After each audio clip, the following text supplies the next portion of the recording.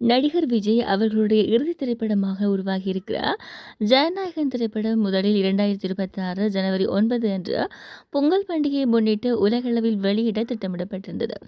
இருப்பினும் தயாரிப்பு நிறுவனமான கேவிஎன் புரொடக்ஷன்ஸ் மற்றும் மத்திய திரைப்பட தணிக்கை வாரியம் இடையே ஏற்பட்ட சில சிக்கல்கள் காரணமாக இந்த படத்துக்கு தணிக்கை சான்றிதழ் கிடைப்பதில் தாமதம் ஏற்பட்டது. இதன் விளைவாக படத்தின் ரிலீஸ் தேதி காலவரையறையின்றி தள்ளிப்போனது. அண்மையில் நடைபெற்ற விஜய் அவர்களின் முதலமைச்சர் பதவியேற்பு விழாவின் போது தயாரிப்பாளர் வெங்கட் நாராயணா இது குறித்து ஊடகங்களிடம் பேசுகையில், படம் இன்னும் தணிக்கை ஒப்புதலுக்காக காத்திருப்பதாகவும், சான்றிதழ் கிடைத்தவுடன் விரைவில் அதிகாரப்பூர்வ ரிலீஸ் தேதி அறிவிக்கப்படும் அப்படின்னு சொல்லியிருந்தாங்க. விஜய் அவர்கள் தேர்தலில் வெற்றி பெற்று தமிழக முதலமைச்சராக பொறுப்பேற்றுள்ள நிலையில் திரையில் அவரது டைட்டில் கார்டு எப்படி இருக்கும் என்ற விவாதம் இணையத்தில் எழுந்திருக்கிறது. சமீபத்தில் சினிமா வட்டார தகவல்களின்படி தன்னுடைய அரசியல் வாழ்க்கையும் சினிமா அடையாளத்தையும் தனித்தனியாக வைக்க விஜய் விரும்புகிறார்.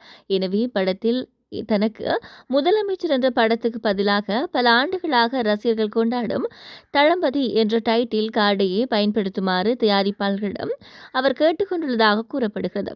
கடந்த ஏப்ரல் மாதத்தில் தணிக்கை சிக்கல்களால் படம் முடங்கியிருந்த நேரத்தில் ஜனநாயகன் படத்தில் சில முக்கிய காட்சிகள் மற்றும் முழு திரைப்பட வடிவம் இணையத்தில் சட்டவிரோதமாக கசிந்தது. இது பெரும் சர்ச்சை ஏற்படுத்தியிருந்தது.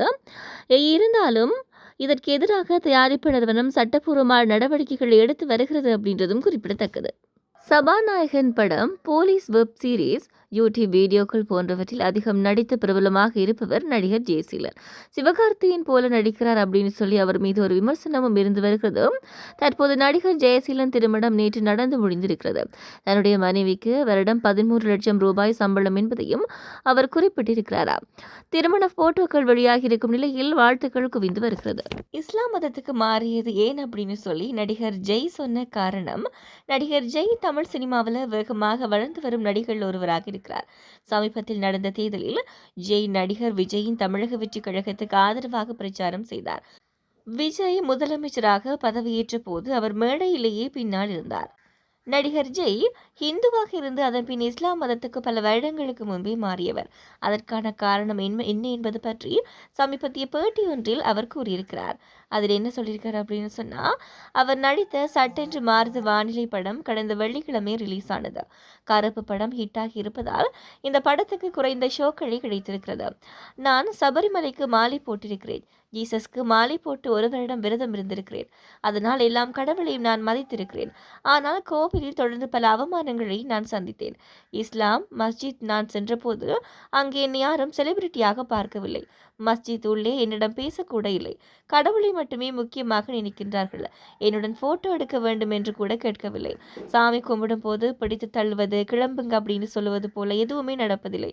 அங்கே எவ்வளவு நேரம் வேண்டுமானாலும் ப்ரே பண்ணலாம் அப்படின்னு சொல்லி ஜெய் சொல்லியிருக்கிறாங்க. வித் லவ் தலைவர் தம்பி தலைமையில் யூத் மற்றும் தாய்க்கிழவி வரிசையில் 2026ஆம் ஆண்டின் மாபெரும் வெற்றி திரைப்படமாக கருப்பு அமைந்திருக்கிறது. RJ பாலாஜி இயக்கத்தில் சூர்யா நடிப்பில் உருவான இப்படத்தை ட்ரீம் வாரியர் பிக்சர்ஸ் தயாரித்திருந்தது. இப்படத்தில் சூர்யாவுடன் இணைந்து பல ஆண்டுகளுக்கு பின் த்ரிஷா நடித்திருந்தார். மேலும் மலையாளத்தில் மூத்த நடிகராக வலம் வரும் இந்திரன் படத்தில் முக்கிய கதாபாத்திரத்தில் நடித்து அனைவரிடமும் பாராட்டுகளை பெற்றிருக்கிறார். படத்தின் வெற்றிக்கு ரசிகர்களின் பங்களிப்பை தாண்டி சாய் அபயங்கரின் பின்னணி இசை மிகப்பெரிய தூணாக இருந்தது. கலவையான விமர்சனங்கள் ஒரு பக்கம் இருந்தாலும் கூட முதல் நாளிலிருந்து கருப்பு திரைப்படம் வசூல் நல்ல வரவேற்பை பெற்றிருக்கிறது. இந்த நிலையில் 5 நாட்களில் கருப்பு திரைப்படம் செய்துள்ள வசூல் குறித்த விவரம் வெளியாகியிருக்கிறது. அதன்படி 5 நாட்களில் மட்டும் இப்படம் உலகளவில் 165 கோடி வசூல் செய்திருக்கிறதா.